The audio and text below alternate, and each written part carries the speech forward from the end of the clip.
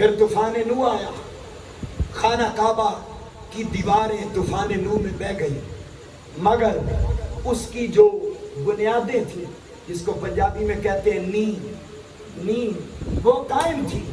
اللہ رب العزت نے حضرت ابراہیم علیہ السلام کو حکم فرمایا، اے میرے ابراہیم جاؤ مکہ کی سرزمین پہ چلے جاؤ اور وہاں جا کر میرے گھر کو تعمیر کر دو۔ معزز حاضرین بات کو سنیے گا، ذکر حسین کیوں نہیں مٹ سکتا؟ اس سوال کا جواب دینے لگا ہوں۔ پہلا سمجھایا کہ ذکر حسین کیوں عام ہے، اس لیے کہ قربانی جدا ہے۔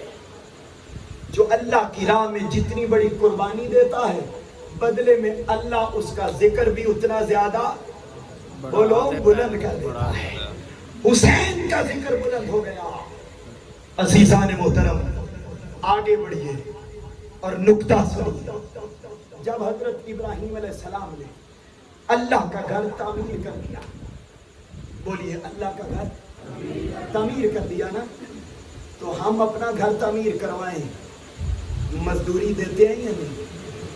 رکھتے نہیں ہیں۔ ہم گناہگار سیاہکار ہیں، پتہ نہیں کن کن گناہوں میں ڈوبے ہوئے، مگر ہم کسی کی مزدوری نہیں رکھتے۔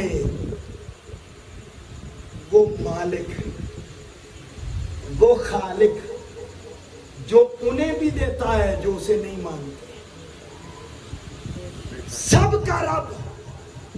تو جب اس کا گھر تعمیر کیا ابراہیم علیہ السلام نے، تو کیا وہ بغیر مزدوری کے اپنے ابراہیم کو جانے دیتا؟ بولو جانے نہ دیتا۔ گھر تعمیر ہو گیا۔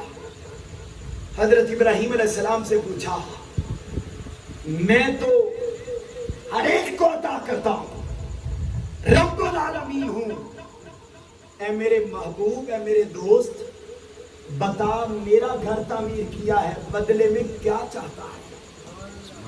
بدلے میں کیا چاہتا ہے؟ عزیزان محترم، میرے نوجوان بھائی، میرے بزرگوں، بات کو سنیں، ذرا دل میں جگہ دے کے بات کو سنیے گا۔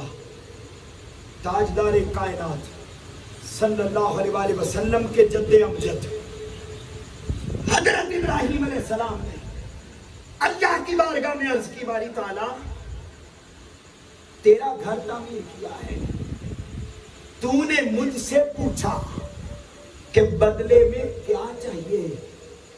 بدلے میں کیا چاہیے؟ ہاں مانگنا تجھ سے ہے نا، تو پھر باری تعالیٰ میں تیری شان کے لائق ہی مانگتا ہوں، تیری شان کے لائق مانگتا ہوں۔ اے میرے ابراہیم بتا کیا چاہتا ہے؟ میں تو اپنے در سے غیر کو خالی نہیں جانے دیتا، تو میرا دوست ہے، تجھے کیسے خالی جانے دوں گا؟ عزیزان محترم، حضرت ابراہیم علیہ السلام نے دعا کے لیے ہاتھ اٹھا دیے، باری تعالیٰ تیرا گھر تعمیر کیا، تو نے مجھ سے پوچھا مزدوری کیا مانگتا ہوں؟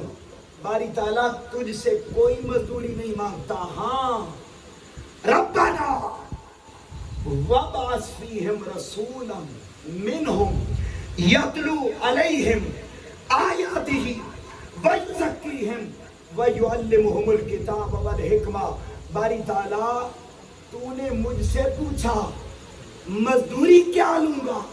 بس کچھ نہیں مانگتا، تیرا گھر میں نے بنا دیا ہے، بدلے میں تجھ سے مزدوری کے طور پہ یہ مانگتا ہوں کہ وہ نبی آخر الزمان محمد مصطفیٰ صلی اللہ علیہ وآلہ وسلم جو تو نے ابھی پیدا کرنا ہے، اے باری تعالیٰ تجھ سے سوال کرتا ہوں اس کو میری اولاد میں پیدا فرما۔ سبحان اللہ، اللہ اکبر، یا رسول اللہ، یا رسول اللہ، یا علی، زندہ باد زندہ باد۔ بدلے میں مزدوری میں تجھ سے باری تعالیٰ یہ مانگتا ہوں، گھر بنا میں نے دیا ہے، اس گھر کو بسانے والا محمد مصطفیٰ بھی میری اولاد سے پیدا فرما دے. سبحان اللہ. اب نکتہ سنو, اب نکتہ سنو عزیزان محترم, غور سے سنیے گا میری بات کو. جس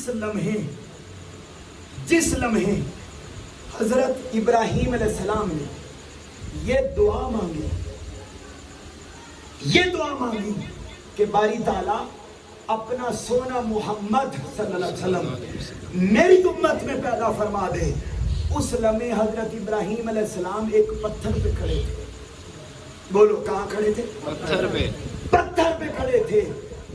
جیسے ہی دعا مانگی اللہ نے اس لمحے کو یوں محفوظ کر لیا کہ حضرت ابراہیم علیہ السلام کے قدموں کے نشان اس پتھر پہ لگ گئے. سبحان اللہ. پتھر پہ آپ کے قدموں کے نشان لگ گئے. جس وقت میلاد مصطفیٰ کی دعا مانگی تھی, ولادت مصطفیٰ کی دعا مانگی تھی, اللہ نے ان قدموں کو محفوظ کر لیا, اور آج اسی جگہ کا نام مقام ابراہیم ہے.